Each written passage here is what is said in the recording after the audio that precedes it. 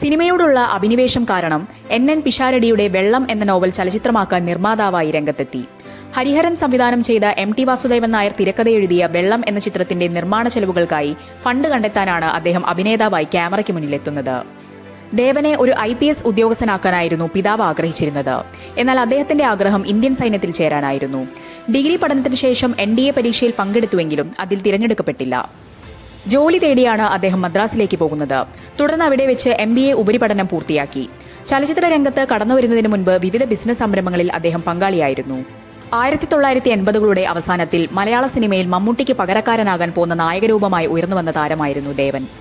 ആരണ്യകം, ആരൂഢം തുടങ്ങി ടി വാസുദേവൻ നായരുടെ അതിശക്തമായ രചനകളിൽ നായകനായി അദ്ദേഹം വേഷമിട്ടു.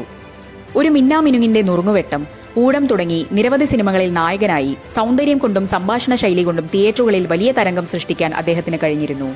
എന്നാൽ തുടർന്നങ്ങോട്ട് മികച്ച നായക വേഷങ്ങൾ നൽകി അദ്ദേഹത്തെ വളർത്തുന്നതിന് പകരം മലയാള സിനിമ ദേവനെ ക്രമേണ വില്ലൻ വേഷങ്ങളിലേക്കും സ്വഭാവ നടന്മാരുടെ നിരയിലേക്കും ഒതുക്കുകയായിരുന്നു. 1987 ന്യൂഡൽഹി എന്ന സൂപ്പർ ഹിറ്റ് സിനിമയിലൂടെയാണ് അദ്ദേഹം വില്ലൻ വേഷങ്ങളിലേക്ക് മാറിയത്. സിനിമയിലെ ഈ മാറ്റി നിർത്തലുകൾക്കിടയിലാണ് അദ്ദേഹം രാഷ്ട്രീയത്തിലും ഒരു കൈ നോക്കാൻ തീരുമാനിക്കുന്നത്.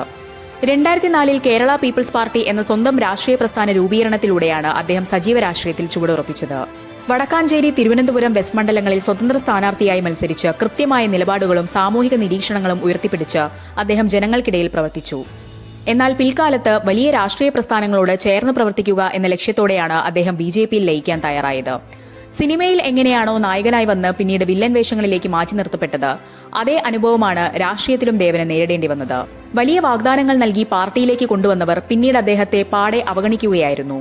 ഭാവി രാഷ്ട്രീയ നിലപാടുകളെക്കുറിച്ച് തനിക്ക് കൃത്യമായ രൂപരേഖയുണ്ടെന്ന് ദേവൻ വ്യക്തമാക്കുന്നു. 2004 താൻ രൂപീകരിച്ച കേരള പീപ്പിൾസ് പാർട്ടി പുനരുജ്ജീവിപ്പിച്ച് അതിലൂടെ മുന്നോട്ടു പോകാനാണ് അദ്ദേഹത്തിന്റെ തീരുമാനം. നിലവിലുള്ള മറ്റു മുന്നണി പ്രസ്ഥാനങ്ങളിലൊന്നും വിശ്വാസമില്ലാത്തതിനാൽ മറ്റൊരു പാർട്ടിയിലേക്കും പോകില്ലെന്ന് അദ്ദേഹം വ്യക്തമാക്കി. കഴിഞ്ഞ 2-3 മാസമായി സ്വന്തം പാർട്ടി പുനരുജ്ജീവിപ്പിക്കുന്നതിനുള്ള സജീവ പ്രവർത്തനങ്ങളിലാണ് അദ്ദേഹം. നിലവിൽ ഒറ്റയ്ക്ക് മുന്നോട്ടു പോകുമെന്നും തുടർ നടപടികൾ അതിനുശേഷം ആലോചിച്ച് തീരുമാനിക്കുമെന്നും ദേവൻ കൂട്ടിച്ചേർത്തു. മമ്മൂട്ടിയോളം തലയെടുപ്പും MTയുടെ നായകസ്ഥാനവും ഉണ്ടായിരുന്നിട്ടും സിനിമയിൽ അർഹിച്ച ഉയരങ്ങളിൽ എത്താൻ കഴിയാതെ പോയ നടനാണ് ദേവൻ. വില്ലൻ വേഷങ്ങളിലേക്ക് ഒതുക്കപ്പെട്ടതുപോലെ BJPയിലും അർഹിക്കുന്ന അംഗീകാരം ലഭിക്കാതെ പുറത്തു പോകേണ്ടി വന്നത് അദ്ദേഹത്തിന്റെ വ്യക്തിജീവിതത്തിലെയും രാഷ്ട്രീയത്തിലെയും വലിയൊരു അവഗണനയുടെയും മാറ്റിനിർത്തലിന്റെയും കഥയായി അവശേഷിക്കുന്നു. ഈ വാർത്തയുടെ പൂർണ്ണ വിശദാംശങ്ങൾ അറിയാൻ ദ ഹാലി ന്യൂസ് യൂട്യൂബ് ചാനൽ കാണുക. Link in bio.